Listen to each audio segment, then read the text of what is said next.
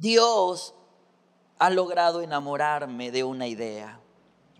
Y yo sé que puedo sonar idealista, pero la idea de ver una iglesia que vive a plenitud cada plan, cada propósito, es una idea que a mí me cautiva. ¿Sabes? Cuando yo leo, y quiero que vayas conmigo a Hechos capítulo número 2, este es un pasaje que hemos revisado tantas veces dentro de nuestra comunidad. Quiero que veas esto. Todos los creyentes, dice la palabra, se dedicaban. ¿A qué cosas se dedicaban los creyentes? A las enseñanzas de los apóstoles, a la comunión fraternal, a participar juntos de la comida, entre ellas la cena del Señor, y a la oración. Quiero que hagas una pausa ahí. Esto es algo a lo que se entregaban. Yo anhelo que tú puedas graficar en tu mente lo que esto es. Ellos se entregaban.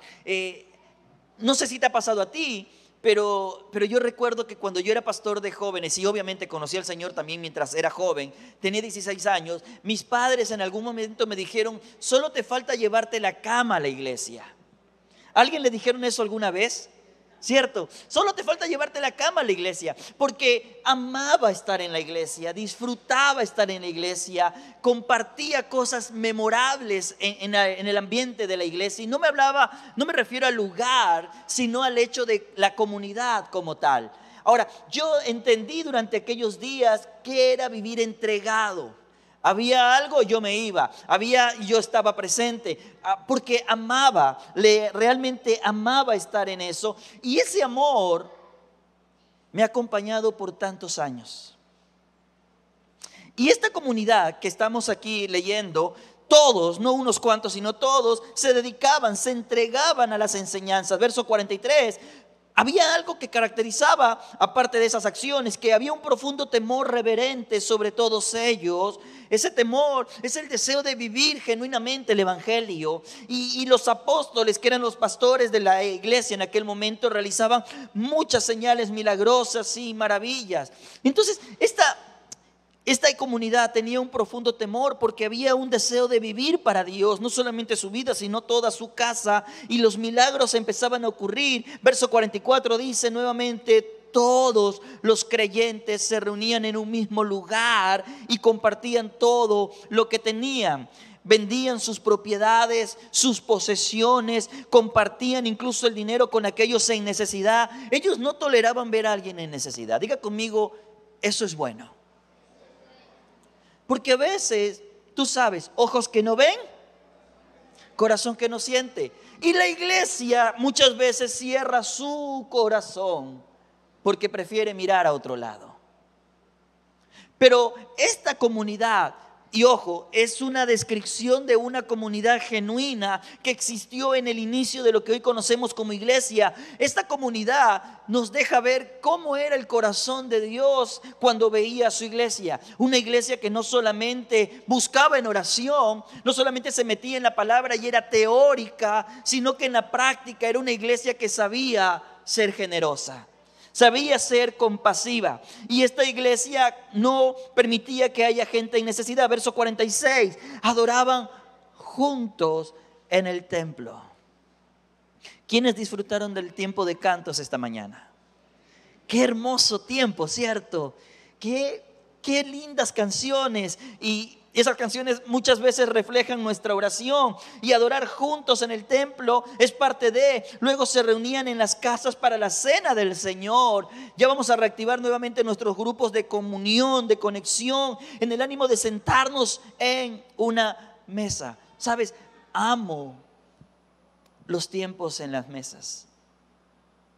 No tienes ni idea de cuánto los amo. Wow. Verso 47. Todo el tiempo alabando a Dios y disfrutando de la buena voluntad de toda la gente. Y cada día el Señor agregaba, diga conmigo, a esa. ¿A esa qué?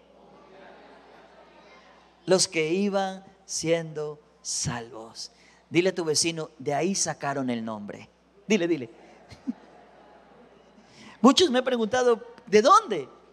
Bíblico, simple, sencillo, sin tanto drama. Creo en la belleza de la comunidad. Creo en la belleza de la iglesia. Tuve la ventaja, la bendición de caminar con mi pastor. Mi pastor me mostró una serie de principios durante muchos años y uno de ellos fue: la iglesia local es la esperanza del mundo. Cristo dice, el apóstol Pablo decía: Cristo en vosotros es la esperanza de gloria.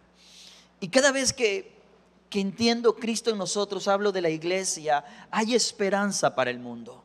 Y creo en la belleza de una iglesia que entiende su propósito y logra entender la razón de existir en esta tierra. Pero también entiendo que parte de la intención del enemigo es desvirtuar la naturaleza de la iglesia. Y si no logra desvirtuar, trata de deformar la forma de vivir de la iglesia. A veces los cristianos, y voy a decir evangélicos, no somos tan diferentes de los cristianos católicos, porque venimos a nuestra misa. Tú sabes, ya fui a la iglesia, decimos, porque vine al lugar físico. Y no somos tan diferentes, porque tenemos la misma manera de vivir. Ese momento que lo llamamos domingo de comunión, que es un tiempo de adoración, de meditación en la palabra, muere ahí. Porque luego cuando voy a mi vida después del edificio, después de la reunión, mi vida simplemente es yo para yo y nada más. Yo para mis sueños y nada más. Yo no sé lo que es vivir la iglesia fuera de este ambiente. Y no somos diferentes. Hemos simplemente cambiado la etiqueta, pero seguimos viviendo de la misma manera. Durante los días del seminario, yo recuerdo que hubieron 3 palabras que aprendí en medio de todas las clases que quedaron ancladas en mi corazón. Yo no tenía ni idea de cómo a lo largo de los años estas palabras despertarían en mí una pasión que es la razón por la que me levanto y vivo en la iglesia. Una pasión que no ha mermado, sino que ha ido creciendo con el pasar del tiempo. Estas palabras han sido casi el pilar. Bueno, no han sido casi, han sido el pilar de toda comunidad cristiana a lo largo de los años.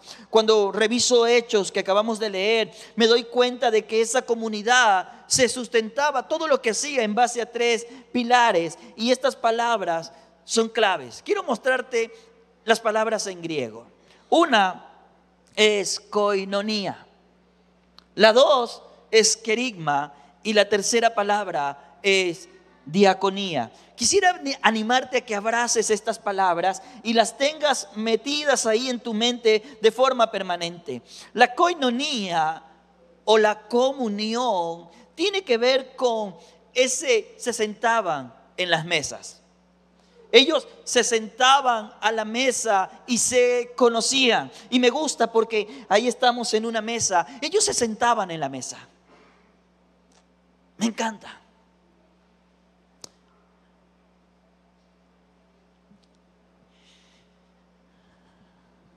Una iglesia que no se sienta en la mesa es una iglesia que no está viviendo su evangelio plenamente.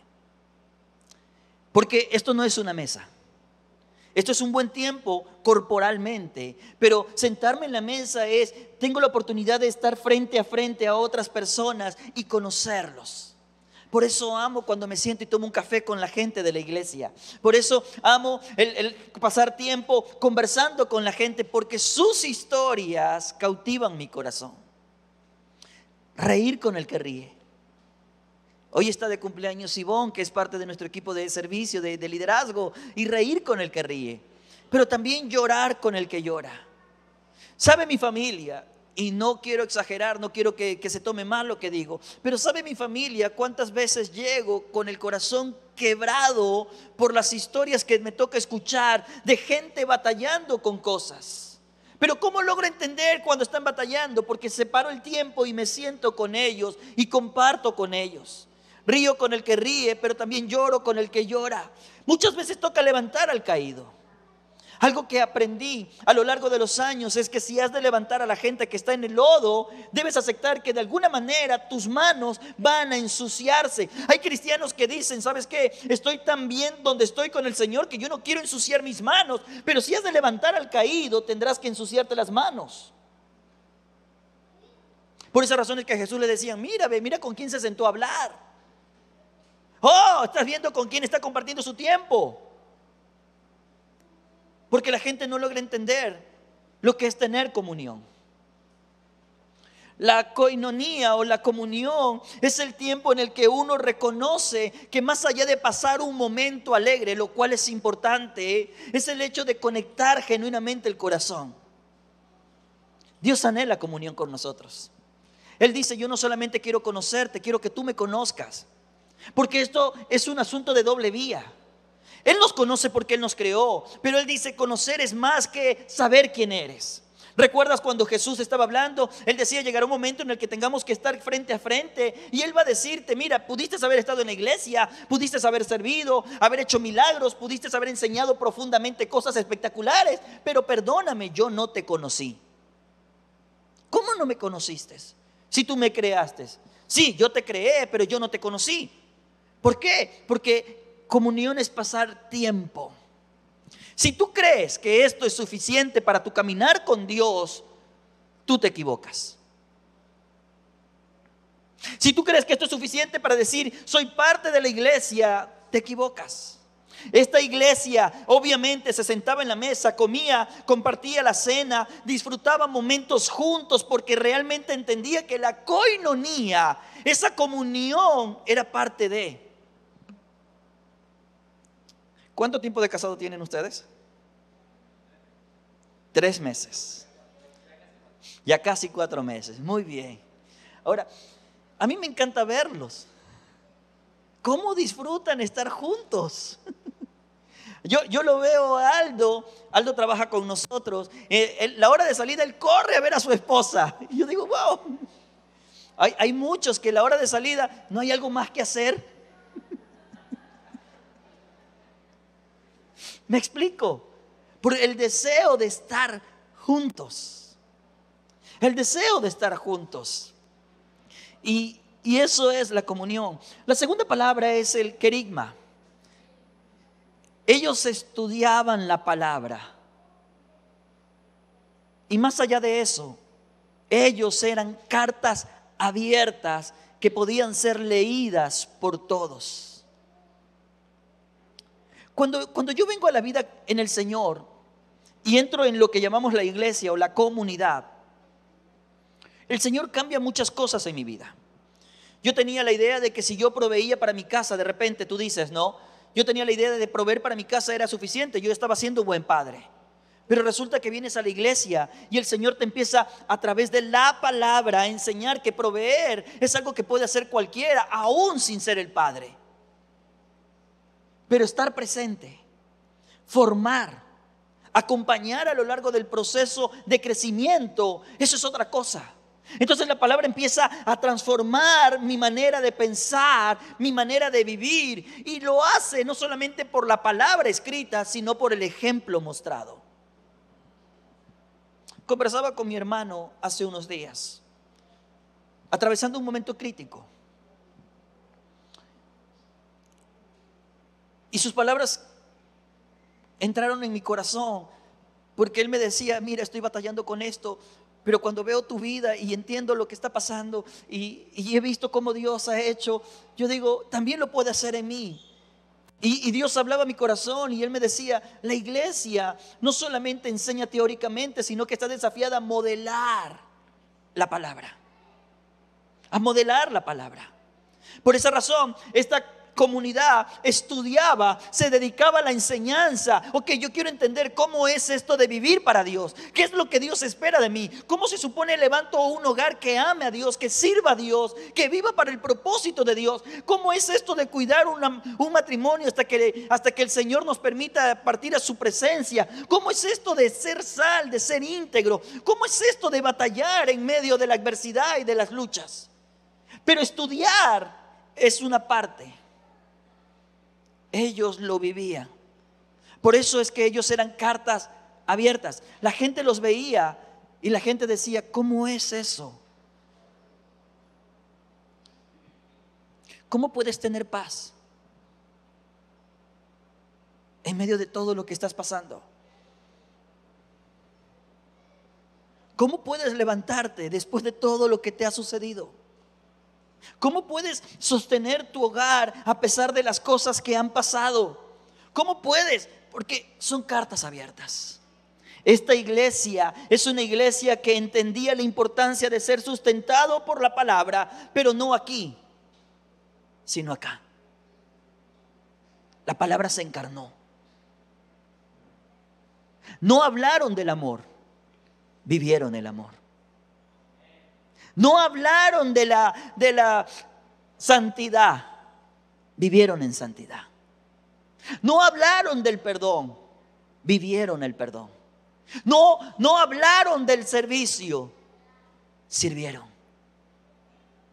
Ellos estudiaron la palabra, vivieron la palabra y luego fueron leídos por otros a través de la palabra. Y la tercera palabra es diaconía. ¿Por qué? Cada uno entendía que ponía su don al servicio de los demás. Ellos decían, oye, hay uno necesitado, yo puedo hacer algo, yo puedo y me voy a sumar a la solución del problema. Hay alguien que está en crisis, yo me sumo para tratar de resolver el problema, para tratar de ayudar.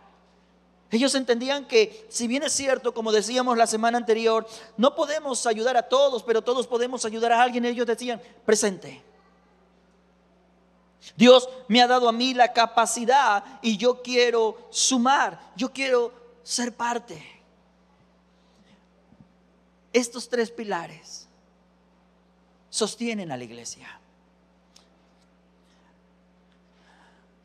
Si elegimos ser solamente coinonía, tú sabes, pasamos bien. Amo venir a la iglesia porque me abrazan, porque me tratan bonito, porque me dan café, porque puedo conversar. Déjame decirte, si solamente hay coinonía, podemos ser un club social y no una iglesia. Y la iglesia no es un club social.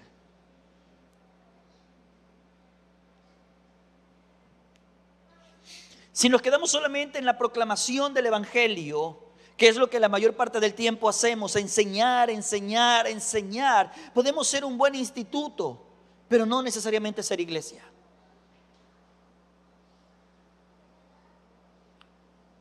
Lo académico es importante, pero es incompleto.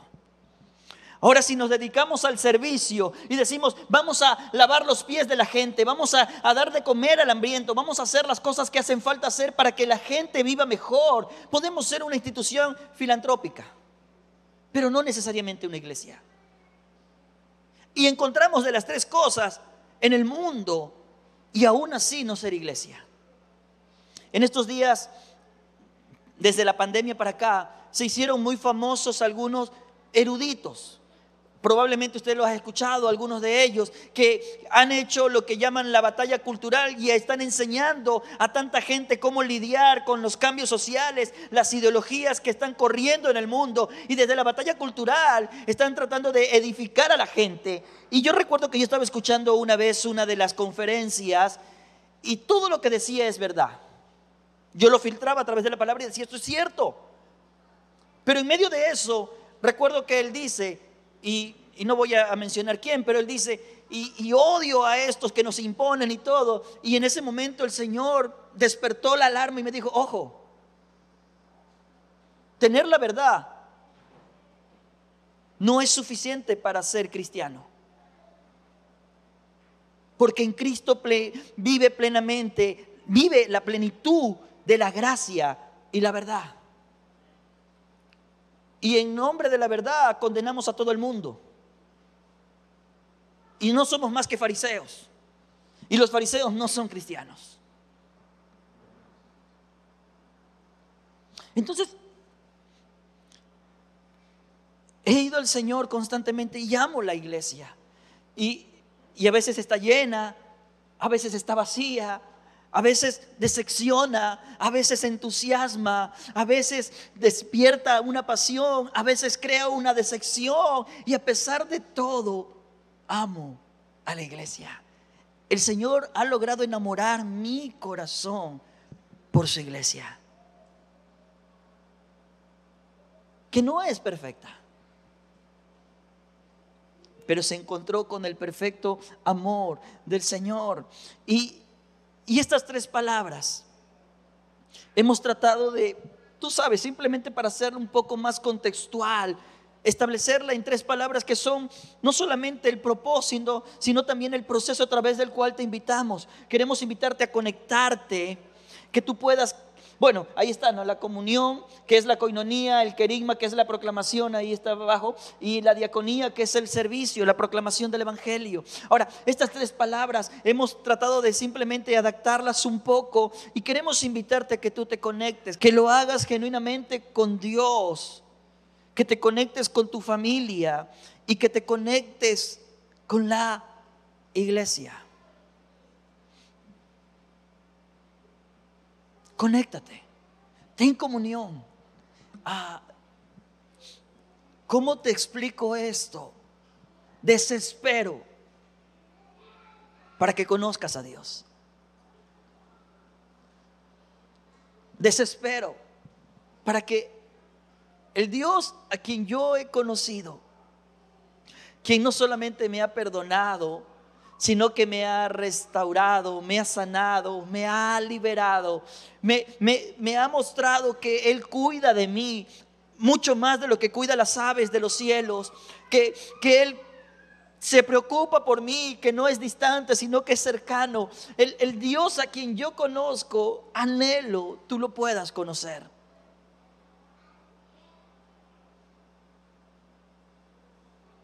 Y que ese Dios te enseñe a conocer a la gente de tu casa. Y tú ames tanto tu hogar, que tu hogar se convierta en ese lugar de refugio al que siempre quieres volver. Que tú ames tanto tu hogar, que tu hogar se convierta en ese lugar en el cual siempre quieres estar, porque amas pasar tiempo con ellos. Y que ames la iglesia, porque te conectas con la iglesia. Entiendes las imperfecciones de la iglesia, pero amas estar con la gente que ama al Señor, y aunque el camino no es perfecto, decides caminar y avanzar en tu fe. Anhelo que puedas crecer en ello. Anhelo que luego que no solamente puedas conectarte, sino que puedas crecer y que Cristo se forme en ti. Esa es mi oración, que Cristo se forme en ti, que haya tanto de Cristo en ti, que sea increíble.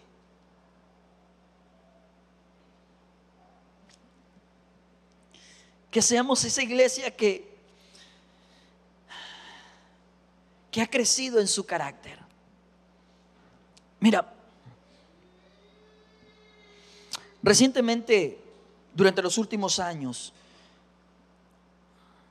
me tocó aceptar una realidad. La iglesia como institución no necesariamente va a existir para siempre. Han habido históricamente temporadas muy críticas. Y no hablo ni siquiera del tiempo del Imperio Romano, en el que esta iglesia era perseguida. Hablo de la historia moderna incluso. Es más, hablo de la actualidad. Hay lugares comunistas donde literalmente el comunismo ve la fe como una amenaza al establecimiento de la ideología como tal. Entonces hay un ataque a la iglesia, y si la iglesia quiere ser pública, tiene que ser como en China, literalmente la iglesia nacionalista. Es decir, se filtra lo que se dice. Solo una iglesia que ha crecido en su carácter va a seguir siendo fiel al Señor, sin importar la temporada que viva. Y mi oración es que tú puedas madurar y crezcas a la estatura del varón perfecto, para que tú no te muevas por circunstancias, sino por convicciones.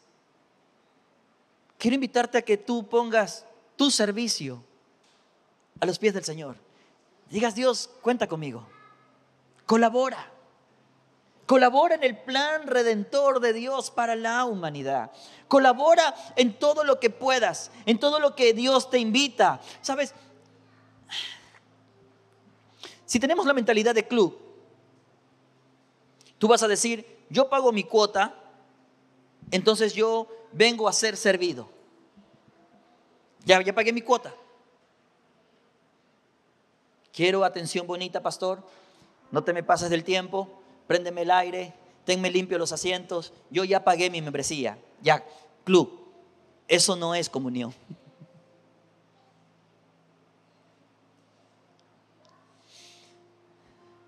Quiero animarte que tú este año digas, Dios, heme aquí. Quizás no he crecido lo suficiente, pero quiero empezar con el ejercicio. Tú desarrollas cosas en tu vida. Quiero que sepas que esta es mi oración. Queremos ser la iglesia que anhela ser tu sueño cumplido, Señor. Tú tienes un sueño con la iglesia, lo dices en Hechos. Queremos ser la iglesia que cumple tu sueño. Una iglesia que te conoce, pero que también es conocida por ti. Sabes, nosotros somos o anhelamos ser una iglesia que experimenta la gracia y la verdad a cada paso. No sacrificamos la verdad en nombre de la gracia y toleramos lo que sea, no. Pero tampoco sacrificamos la gracia en nombre de la verdad y nos volvemos rígidos. Somos una iglesia que vive desde el amor y desde el amor hace todo lo que hace porque nace en el corazón de Dios. Ese amor que renueva nuestras fuerzas y reenergiza nuestra pasión. Somos una iglesia que no se rinde. Somos una iglesia que abraza a la familia porque Dios creó a la familia aún antes de lo que creara la misma iglesia. Porque aún antes de que el mismo pecado entrara en la humanidad, el Señor ya había creado a Adán, a Eva y le había dicho multiplíquense. Dios ama a la familia. Somos una iglesia que mira a la siguiente generación, nuestros hijos, y asume una responsabilidad genuina para verlos a ellos, conocer al Señor, amarlo, pero también servirle.